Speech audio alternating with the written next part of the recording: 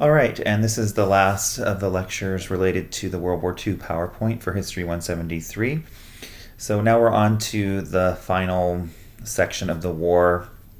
There had been a series of invasions that had already taken place for the Allies through North Africa and into Italy in 1942 and 1943. The American military had coordinated that with the British. They had been relatively successful after a period of sort of being pushed back by the Germans in North Africa, eventually becoming more successful, defeating the Italian army in 1943 to 1944, overthrowing the Italian dictator Benito Mussolini. And then this sort of set up a sort of undergirding of the Allies, that they had support and control over North Africa and Italy, which eventually allowed for the major invasion of Western Europe and to try to take the French back and to oust the Nazis from occupied France and occupied Western Europe, and then to push towards Berlin, leading hopefully to Allied victory against the Germans moving forward from that. So this had been an invasion that had been long planned. It had been long hoped for. Winston Churchill kept trying to push the Americans to attempt to invade France with the help of the British and other Allied forces. It finally goes through on June 6, 1944. It's one of the most famous battles in history. There's a series of photographs from it. Here's one of them as well, of course. And it was very difficult. This is what the clips from Saving Private Ryan are going to depict. It was one of the most heroic moments in American history, particularly in terms of personal bravery and the difficulty of making it work. There had been all sorts of surveillance and sort of fakery that was going on in the Allies, making it look like they were going to attempt to actually invade much further to the east along the French and Dutch border. And there had been all sorts of like fake correspondence and intelligence that had been put out to sort of trick the Germans to think that the Allies were going to invade much closer to the French city of Calais and not much further to the west at Normandy, on the beaches of that area of northern France, which is referred to as Normandy. But it goes through. It is an American moment. It is an American moment of strategic brilliance, of military might. It is a moment of also bravery and nobility.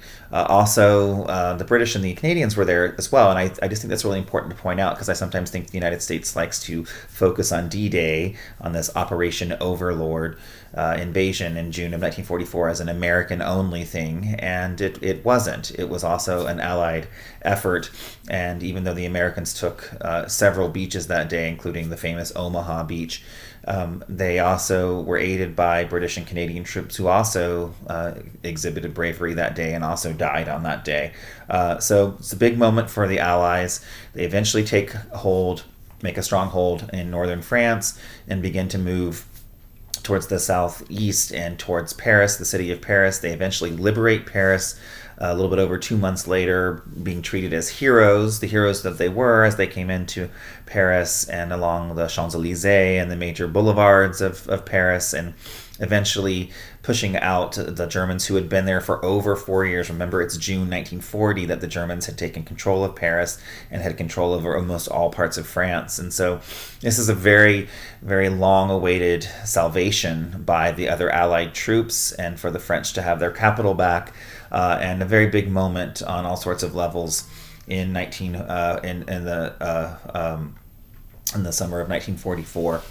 So that leads to the next major set of events, which is the Battle of the Bulge. So, of course, I mean, there's many, many battles. We've talked about the Battle of Midway. We talked about the battle, the Normandy invasion, the Battle of the Bulge here.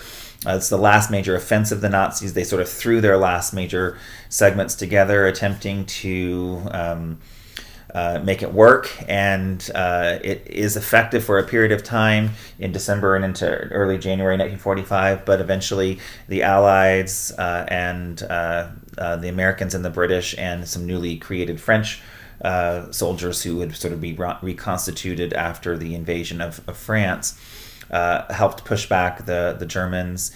And this is the last sort of major offensive by Germany. And so the last 3 to 4 months of the war, into January 1945 to May 1945, they're just basically being crunched in and being sandwiched by both the east, from the east by the Soviets, and the west by the United States and British troops as well.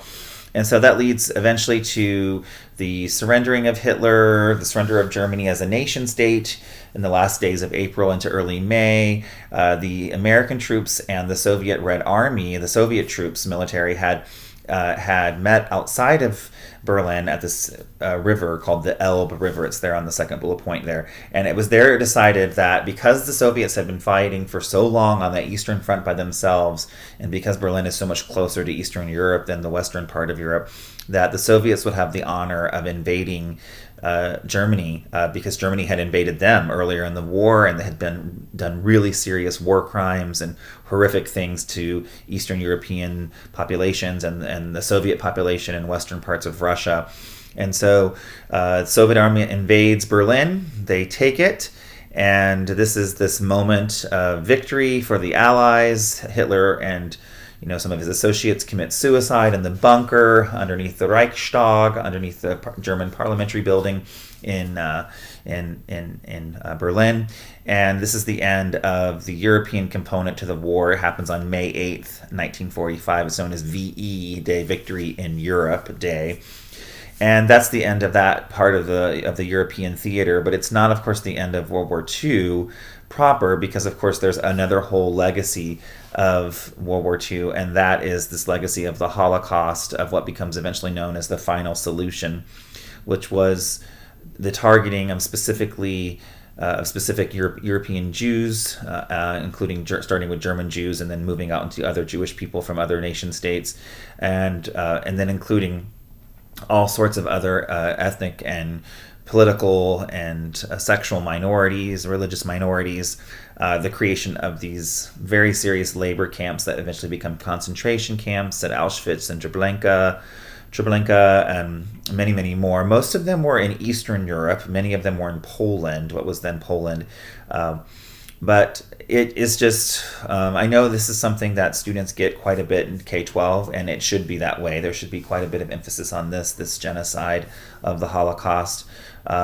It was death by assembly line. It had been created and sort of thought up in 1942, this specific way of massing various peoples together, including, of course, the Jewish people and the Roma, other people, other ethnic and political minorities, and then just gassing them and killing them by assembly line, making some of the most horrific deaths that had been experienced in world history and human history known to humankind. So this took place over 1942, 1943, 1944, into 1945. As it says there in the next bullet point down, other groups and minorities were targeted, including those who dissented against the German Nazis. Communists were also targeted. Jehovah's Witnesses were also targeted. Gay men were targeted, in addition to the Roma, and obviously the largest group of people who were targeted were European Jews. And it's just a very serious, very sad, very profound, very disturbing part of World War II history. It's the reason why World War II becomes the war of civilian death.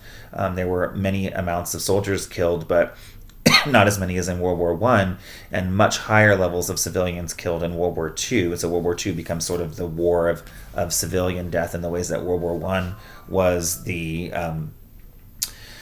war of soldier death. And so there's sort of transformations in the ways that war is being fought from World War I into World War II. There's all sorts of discussions that we can get into about who knew what and when. This is the largest genocide in world history. We do know that the British and American governments knew it was taking place much earlier than had originally been thought, and possibly as early as the fall of 1942. And just very serious and very problematic sets of discussions by scholars about why the Allies did not attempt to stop it earlier. There's quite a bit of historiography on that, and I do think anti-Semitism and sort of ingrained sort of anti-Jewish prejudice, even at the highest levels of the British and American governments, are part of the reason why it was not a higher priority for the Allies. And so there's a lot of discussion there. There's been some really great books about this, like the role of FDR and his decision not to push to end the concentration camps, all sorts of discussions about it on a variety of levels. And of course, some of the most moving and profound literature and film treatment of this subject has been created in the last 70 to 80 years. There's a whole genre of memoirs, very moving, very profound, novels written about the Holocaust, and of course films as well. And this is very poignant, it's very moving, it's very disconcerting, and it's a huge legacy tied to the very, very complex and difficult history of the Second World War.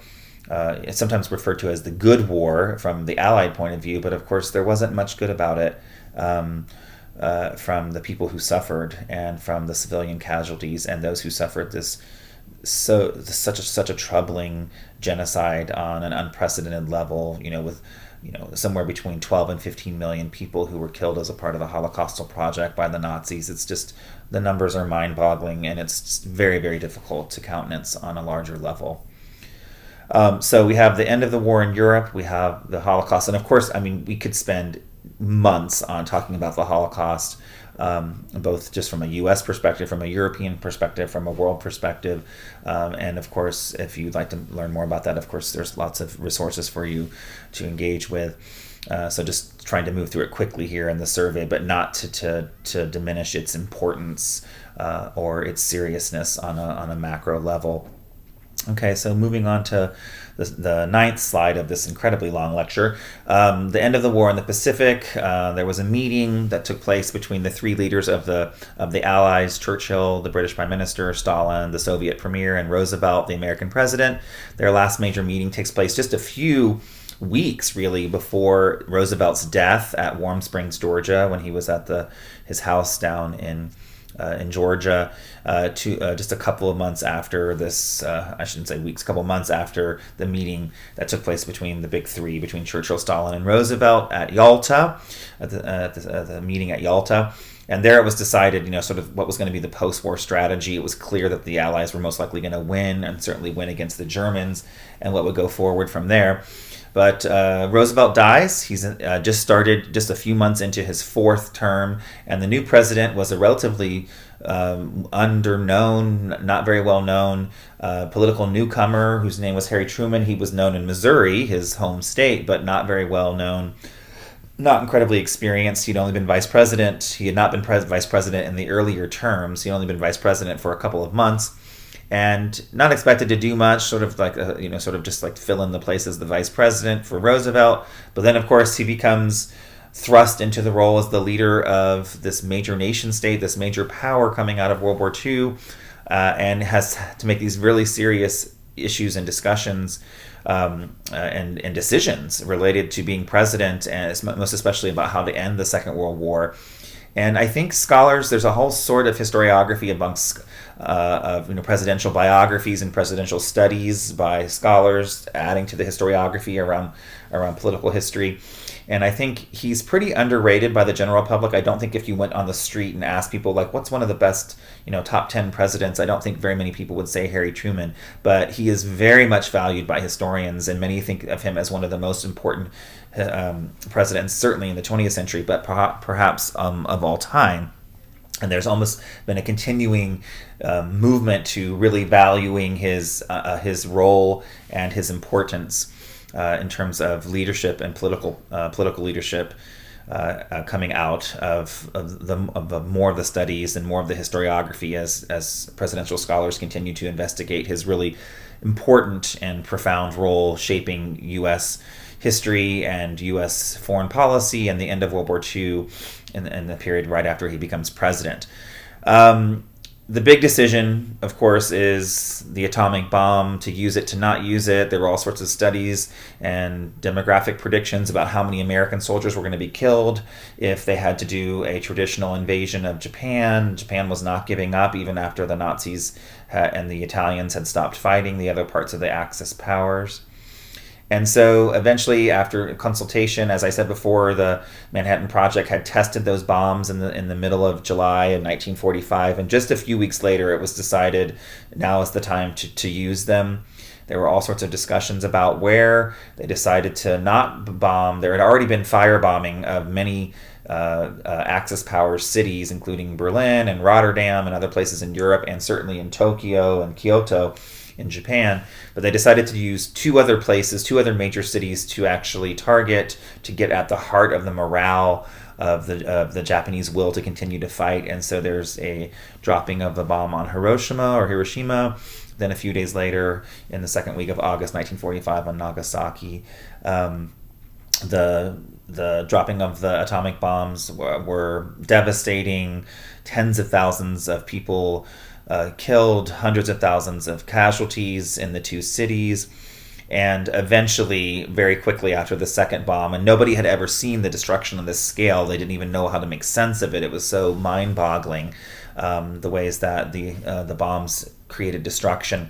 And so within 3 weeks, the entire Japanese empire, led by the Japanese emperor, had surrendered. And this is on the 2nd of September 1945, almost 6 years and 1 day after the beginning of the war in Poland in 1939 with the Nazi invasion of Poland. So the war is over. The Japanese have surrendered. The Allies have won. This is a huge moment in American history. The United States now becomes a superpower, an extraordinarily important superpower, along with the Soviet Union at this particular point. And this is the moment that the United States takes on this overpowering and formative, pivotal role on the world stage as a military superpower, as a political behemoth, as an economic powerhouse. And all of these things are going to just lead to growing tensions between the United States and its former ally. Remember, they fought on the same side as the Soviets in World War II and as the Russians in World War I. But the tensions are now going to shift. Instead of being between the Axis powers and the Allies, which they had been sort of for the last 30 years before that, now they're going to develop between the United States and its values of capitalism and political pluralism, and the Soviet Union and its values of political socialism and economic communism, and the ways that those tensions are going to play out for the second half of the 20th century until the theoretical end of the Cold War, even though some scholars argue we're still experiencing the Cold War, even though the Cold War proper ended at the end of the 1980s and the beginning of the 1990s. Okay, so the U.S. is one of the major reasons why the Allies win the war and have a major role in shaping the post-war future as we move into this Cold War period of world history and of United States history particularly. Here's a couple of pictures. We could show hundreds of them. Very disturbing. This is Nagasaki. This is actually a Catholic monastery that survived, Catholic church that survived the devastation somehow. You can just see the overwhelming devastation of the bomb at Hiroshima. And this is also a picture of Hiroshima. It was, for a long time, it was thought to be the mushroom cloud that came right after the bombing of Hiroshima, but it was later determined by photographic specialists and military specialists to be not the actual mushroom cloud that happened right after the bomb took place, but a couple hours later. And this was actually a firebomb cloud when the entire city had just caught on fire because of the devastation of the dropping of the atomic bomb. And this fire cloud actually goes up higher and more extensively further into the atmosphere than the actual mushroom cloud of the original bomb itself. Even though that cloud is very dramatic looking and very wide, this firebomb itself goes up much further. And so they think this picture was actually taken above Hiroshima about 3 hours after the atomic bomb had been dropped. I think on August 6th is the day, August 6th, 1945. So the atomic legacy, difficult decisions about that, and the legacy of Truman to use it. The U.S. remains the only nation state to actually implement a nuclear weapon in war, even though that's going to be a big trope, a big discussion point in the 1960s, particularly as tensions rise between the United States and the Soviet Union once they acquire the ability to create nuclear weapons, which takes place in 1949, 4 years later. and it's a big sort of subplot of the second half of the 20th century, and a difficult legacy, moral and ethical legacy of the Allied victory in World War II. The United States did get the agreement, and Truman and his government did get the agreement and the approval to use the atomic bomb on Japan from both the Canadians and the British, particularly the British. So it was something that was done in consultation with its allies, but again, there's still these very difficult issues and discussions in the historiography of whether that should have been used, or if should have been some other way to try to end the war. I'm not interested in trying to decide that. It's very complex, but I do want you to know that discussion does exist in the historiography over the end of World War II and the legacy of the United States' decision to use the nuclear weapons at the end of the war. Okay, end of our very long and lengthy discussion of World War II, and we're going to get on to some stuff related to the 1950s and the 1960s, and then we'll be moving towards the completion of the class relatively quickly. Okay, doke.